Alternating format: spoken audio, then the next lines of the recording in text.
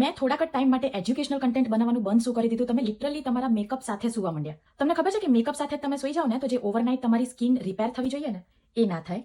પછી બીજી વસ્તુ કે તમારું મસ્કારા, આઈલાઇનર, આખો આઈ મેકઅપની સાથે તમે સુઈ જાઓ. Oh my God, first of all કે એ તમારી આઈઝમાં ઇરિટેશન કરે. સવારે ઉઠો તો તમારી આંખો એકદમ લાલ થઈ જાય.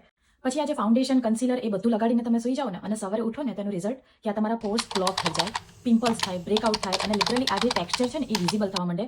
જે તમારા પોર્સ છે જે ના દેખાતા હોય એટલા એ વિઝિબલ થવા માંડે, બધું ટેક્સચર દેખાવા માંડે સ્કિનનું. So this is very serious concern કે ક્યારે મેકઅપ લગાડીને નહીં સુવાનું. તમે જ્યારે નાના હો ત્યારે તમારા મમ્મીએ કીધું હશે કે બહુ મેકઅપ નહીં લગાડવાનો, એનાથી સ્કિન ખરાબ થાય. એકચ્યુઅલી સ્કિન મેકઅપથી ખરાબ ના થાય. તમે આવી રીતે મેકઅપ લગાડીને સુઈ જાઓ, લોંગ લાસ્ટિંગ રાખો, એને સરખો રિમૂવ ના કરો સ્કિનમાં, એટલે એ બધો પોર્સમાં જતો રહે અને એનાથી સ્કિન ખરાબ થાય. ગર્લ્સ અત્યારે માર્કેટમાં એટલા બધા મેકઅપ રિમૂવરના ઓપ્શન છે. આવા માઇસેલર વોટર આવે છે, જેલ આવે છે, અમુક બામ આવે છે, ઓઇલ પણ આવે છે. તો એ બધું તમે યુઝ કરી શકો છો. કશું ના તમે અફોર્ડ કરી શકતા હોય તો you can go for coconut water.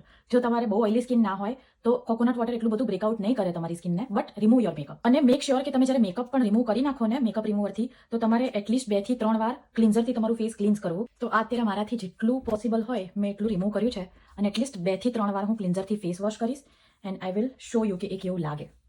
પછી આટલું ફેસ વોશ કર્યા પછી સરસ રીતે સ્કિન કેર કરવાનું, કારણ કે મેકઅપ અપ્લાય કર્યા પછી સ્કિનને થોડુંક ન્યુટ્રિયન્ટ્સ જોઈએ, થોડું મોઇસ્ચર જોઈએ, થોડું સિરમ ને એવું બધું લગાડીને પરફેક્ટલી સ્કિન કેર કરવાનું. હંમેશા એટલું ધ્યાન રાખજો કે મહિનાઓ સુધી તમારી સ્કિનને સરખી થવાની રિકવરીની રાહ જોવી એના કરતાં રાત્રે આવીને 5 મિનિટ આપીને મેકઅપ પરફેક્ટલી રિમૂવ કરવો આગળ પડે, રાઈટ?